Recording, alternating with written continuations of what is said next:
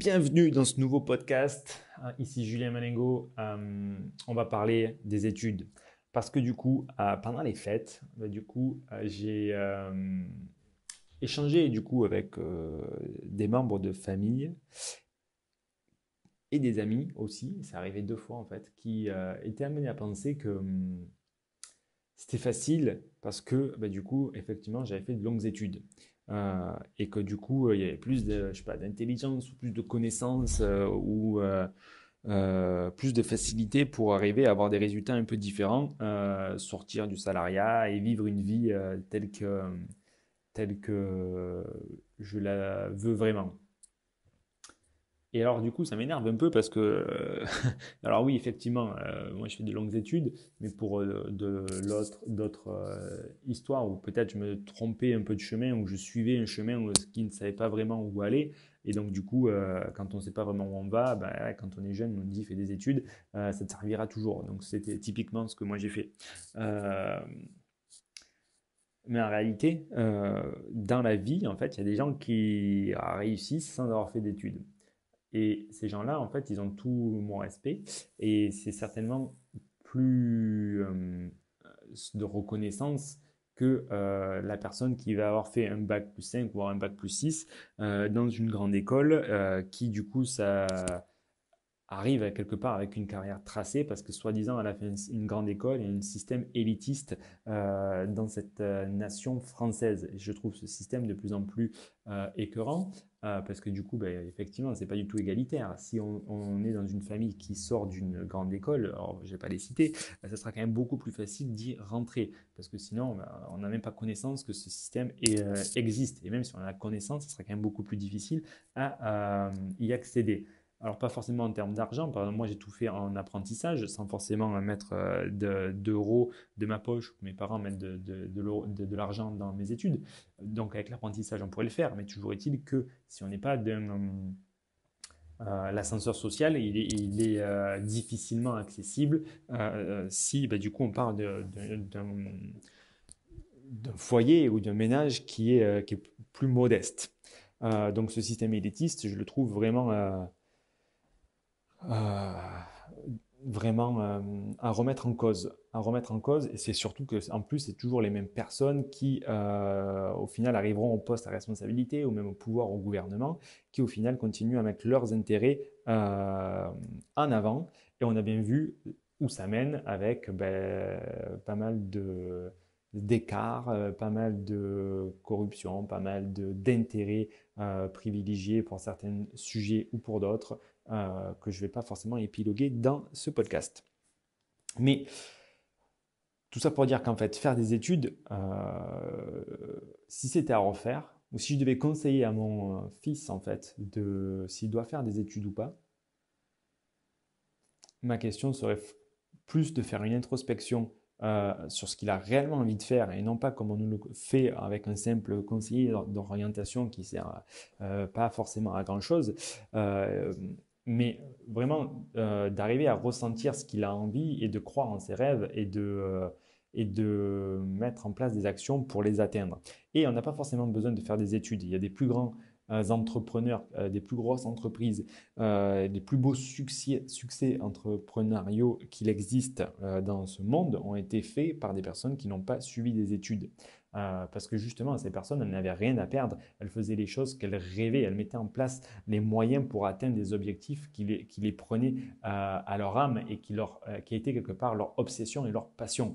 Alors à l'inverse qu'un salarié, il a quelque part aucun intérêt et aucune valorisation, aucune passion à animer réellement. Alors oui, il peut avoir un intérêt pour potentiellement développer une cause, un projet, mais ce n'est pas comparable avec le ressenti que peut avoir un entrepreneur à mettre en place un projet de A à Z. Euh, et la réalité est que moi, en fait, c'est clair que je me sens beaucoup plus épanoui en tant qu'entrepreneur, investisseur, à faire les choses qui m'intéressent plutôt que ce qu'on me dit en tant que salarié, même si effectivement j'étais quand même intéressé par les avions. Je trouvais que c'était mieux que vendre des aspirateurs. Soyons clairs.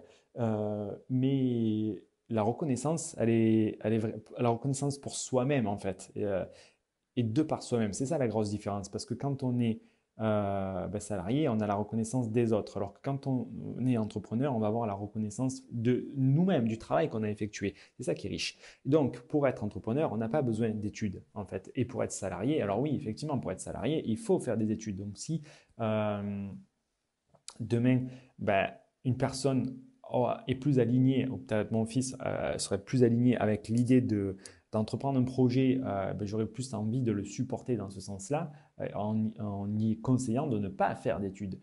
Et censément, en plus, toutes les connaissances, compétences, informations est disponible aujourd'hui sur Internet. Donc voilà, le fait de sortir de telle école ou d'avoir tel diplôme, je pense que ça aura de moins en moins de valeur dans les entreprises de demain. Par contre, si il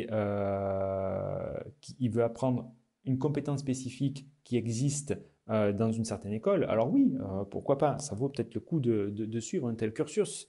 Mais ce que je veux dire, c'est que en aucun cas, le fait de faire des études est, je pense, nécessaire aujourd'hui pour avoir une vie riche et épanouie, en fait. Parce que le diplôme n'amènera ni la richesse, ni l'épanouissement. Et le diplôme amène uniquement une course, en fait, à la reconnaissance d'un système et des autres, en fait, d'un patron, d'un employeur, alors qu'il est beaucoup plus enrichissant de se créer son propre job et de vivre sa petite vie tranquillou sans trop avoir de compte à rendre aux autres personnes en fait. Donc le fait de faire des longues études, moi, si c'était à refaire, je ne le referais pas, forcément. Je pense qu'il vaudrait mieux se... Après, c'est difficile quand on a 10, 12, 15 ans de vraiment savoir ce qu'on veut faire dans la vie. Si on a une passion, c'est peut-être beaucoup plus facile. Si on n'en a pas, ouais, c'est clair que du coup, on ne sait pas vraiment ce qu'on veut faire dans la vie. Donc, on continue à être généraliste, à faire des études. Mais c'est pas grave. C'est pas grave.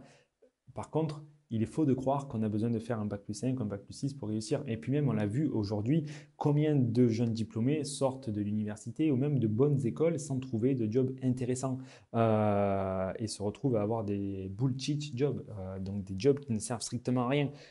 Pour être consultant, voilà, c'est des personnes très qualifiées, ingénieurs ou pas, et qui se retrouvent à être des consultants. Et consultant, c'est le terme sympathique pour dire c'est des petites mains, c'est des personnes qui peuvent être placées pour faire des tâches sur des projets comme de sous-traitance et malheureusement dans le système qui n'est pas du tout épanouissant. Donc non, c'est pas du tout une bonne chose, à mon sens, de faire des études pour en arriver à ce résultat-là. Et d'ailleurs, si vous faites, après, voilà, ça c'est des études, on va dire, moyennes, si vous faites des études élitistes, je serais aussi contre ce système-là pour les raisons évoquées précédemment, voilà, d'intérêt et de mode de pensée, voilà, de toujours avoir les mêmes personnes au gouvernement qui sortent des mêmes écoles, et vous croyez quoi que derrière, il n'y a pas des arrangements, qu'il n'y a pas des intérêts qui sont placés pour justement développer les projets qui seront pas forcément les mieux pour l'intérêt global du pays en fait, ou des personnes. Donc tout ça, je trouve ça quelque part dégueulasse, que ce soit voilà, toujours les mêmes systèmes, les mêmes écoles qui soient valorisées, utilisées pour embaucher des postes à responsabilité dans des entreprises ou dans le gouvernement. Voilà, donc clairement, les études, je pense que ça,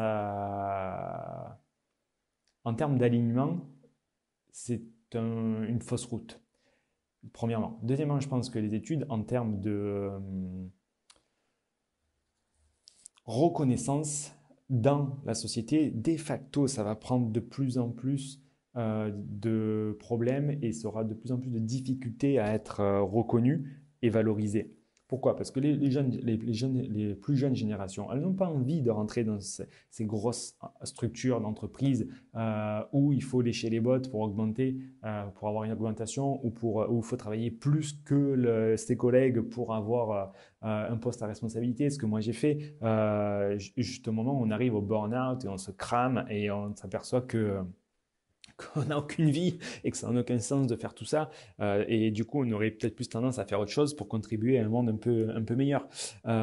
Donc, non, les études, ça ne permet pas de faire de l'alignement. Alors, dans, je dirais, 80% des cas. Après, effectivement, si une personne est passionnée par, je sais pas, la physique quantique et que du coup, elle veut travailler à la NASA, effectivement, elle va avoir besoin des bons diplômes, des bonnes études pour y arriver. Mais c'est quand même très particulier. Ça ne correspond pas à la majeure partie des citoyens.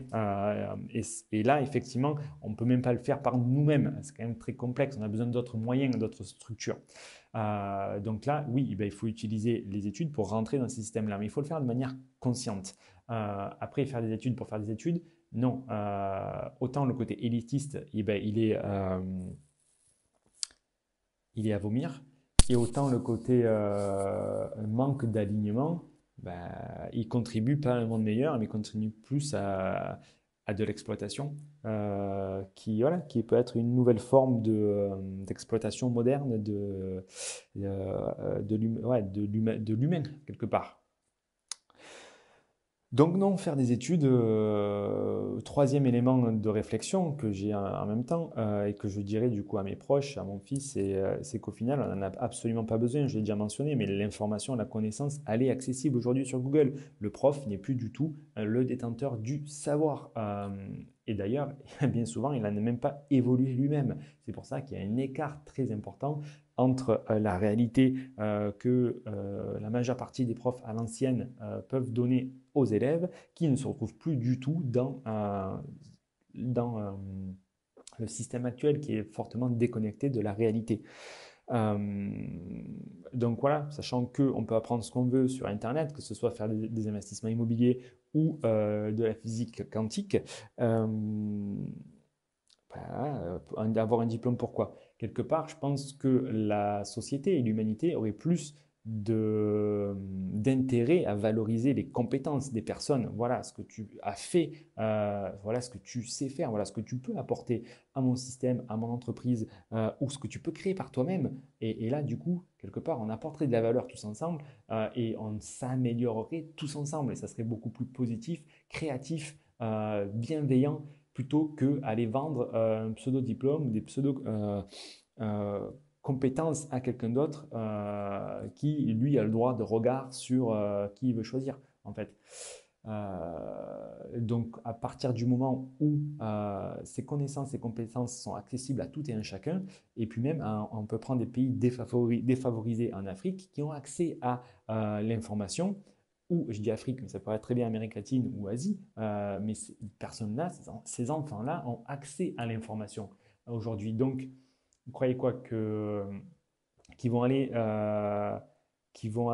faire des grandes études pour avoir accès aux mêmes informations que ce qu'on peut trouver sur Internet et qu'au final, les entreprises, parce qu'il il y aura toujours des entreprises, il y aura toujours des salariés, elles vont aller embaucher les personnes elles vont faire la différence entre ceux qui ont été auto-éduqués grâce à Google ou ceux qui sortent de tels systèmes, mais qui, quelque part, n'ont jamais vraiment travaillé. Parce que c'est ça, en fait, le truc, c'est une marque, ces diplômes.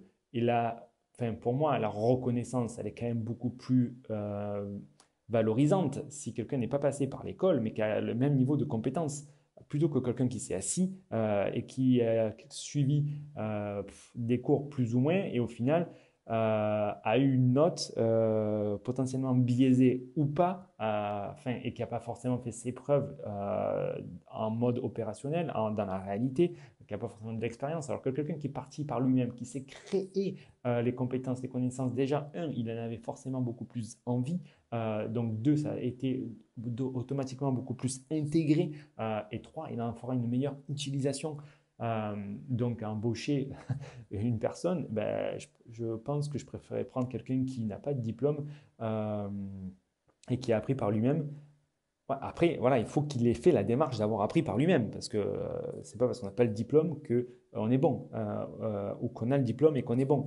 Voilà, il y a une dimension éthique, une dimension de savoir-être, une dimension de savoir-faire qui vient bien au-delà du diplôme. Donc en fait, embaucher quelqu'un, même moi pour mes différentes sociétés, je le fais sans regarder les diplômes, parce que je sais très bien pour être passé justement dans plusieurs écoles, avoir fait de longues études, ben, qu'au final, on n'est ni plus intelligent, ni plus éduqué, ni plus culturé que quelqu'un qui n'a pas fait ses études. C'est simplement une marque, un tampon dans lequel on est passé parce qu'on était dans un système qui nous a permis de bénéficier en fait de ces avantages-là. Et c'est dommage. Et c'est dommage que tout le système français soit vraiment basé sur ces diplômes-là. Il devrait être beaucoup plus valorisé sur la reconnaissance du parcours de chacun, en fait, et de de ce que chacun peut apporter et contribuer pour lui-même ou pour une autre structure. Voilà. Donc non, il n'est absolument pas nécessaire de faire de longues études pour devenir riche, riche émotionnellement, riche financièrement, riche de temps, ou indépendant, ou libre. Euh, voilà. Après, si c'est le but est d'être cadre supérieur, effectivement, le diplôme peut avoir du sens parce que dans le système dans lequel on est en France, ça reste difficile. Mais je suis persuadé que les grandes entreprises du CAC 40 auront de plus en plus de mal à recruter du coup des jeunes motivés et des bons. Parce que après, c'est sûr que ceux qui vont chercher le diplôme parce que c'est facile ou parce que c'est amené par peut-être les parents, ensuite ben, ils se la coulent douce dans les sociétés. Ouais, c'est clair que c'est facile. Mais les bons qui ont envie de créer, d'apporter de la valeur, ils ne vont pas rester dans un système d'entreprise ou gouvernement qui ne leur convient plus ou ne leur convient pas, en fait. Et c'est tout ça qui est lié au diplôme. C'est-à-dire que voilà, travailler plus, faire mieux que les collègues, faire semblant, aller plus vite, paraître plus fort, écraser les autres personnes, parce que c'est ça la réalité. Ben, je pense que enfin, du moins, j'ai envie de travailler et de croire et de faire ce qu'il faut pour se dire que non, il y a une autre réalité, autre chose à faire. Et à mon sens, ça passe par une autre forme d'éducation que par le diplôme. Donc on peut totalement réussir. Et réussir, il y a beaucoup de définitions de ce que ça veut dire et elle est vraiment personnelle par rapport à chacun. Et on n'a absolument pas besoin des diplômes, surtout à l'heure du numérique où aujourd'hui il est très facile de créer une entreprise, de la monétiser, d'apporter de la valeur à des clients, à des personnes qui s'intéressent à ce que vous faites ou qui ont des problèmes que vous pouvez leur aider à résoudre. Euh, Ça, c'est pour la partie entrepreneuriale. Et après, il est tout à fait aussi faisable d'investir avec un simple CDI, un contrat de travail, sans forcément avoir besoin que ce soit qu'il vienne en fait d'une grande école en fait, que le CD, ouais, que ce soit un CDI d'une grande entreprise qui fut obtenu avec un grand diplôme. Voilà, on peut très bien investir avec un simple CDI de chez McDonald's, même à mi-temps. Et donc pour ça, on n'a pas forcément besoin de diplôme. Voilà. Donc la réalité est que la vie est faite d'opportunités. Il suffit simplement de mettre en place des actions qui permettent d'arriver à atteindre ces objectifs-là. Et non, la course au diplôme, pour moi, est vraiment une fausse question et surtout un manque d'identité, un manque d'introspection pour vraiment savoir ce qu'on veut. Après, dans certains cas, ça peut correspondre, effectivement, mais dans la majeure partie des collègues que j'ai pu côtoyer ou dans mon cas, en fait, on fait des études parce qu'on ne sait pas trop ce qu'on veut faire et, voilà, et on se retrouve au final à être qui on ne veut pas. Et donc non, c'est pas forcément ni utile ni valorisable de faire ces longues études. Et c'est surtout, c'est pas indispensable pour être libre, heureux et riche dans la vie d'aujourd'hui à notre époque. Et je répète, ce n'est pas du tout indispensable de faire de longues études pour être libre, heureux et riche à notre époque. C'était peut-être plus nécessaire à l'après-guerre parce que l'économie était un peu plus différente. Voilà, il y avait vraiment une économie, il y a des besoins matériels, il y avait des besoins de masse salariale importante, il fallait produire, c'est une production de masse. Et donc là, du coup, ben, effectivement, il fallait des personnes pour organiser tout ça. Et donc, ben, ouais, les différenciations se sont faites par le diplôme. Aujourd'hui, les choses sont différentes. L'information, elle est disponible sur Google. Donc, il sera beaucoup plus facile pour tout un chacun de se créer cette activité-là et d'avoir des rentrées économiques qui permettront d'être libre et indépendante. Voilà, petite pensée pour répondre à certaines personnes et j'espère que ça vous amènera à réfléchir. Dites-moi en commentaire ce que vous en pensez comme d'habitude. Vous retrouverez du coup sur la chaîne YouTube, sur les podcasts, sur le blog Investipreneur d'autres contenus. Abonnez-vous à tous ces réseaux, investissez, réfléchissez à ce que vous voulez, passez à l'action. C'est comme ça qu'on avance. À bientôt les amis.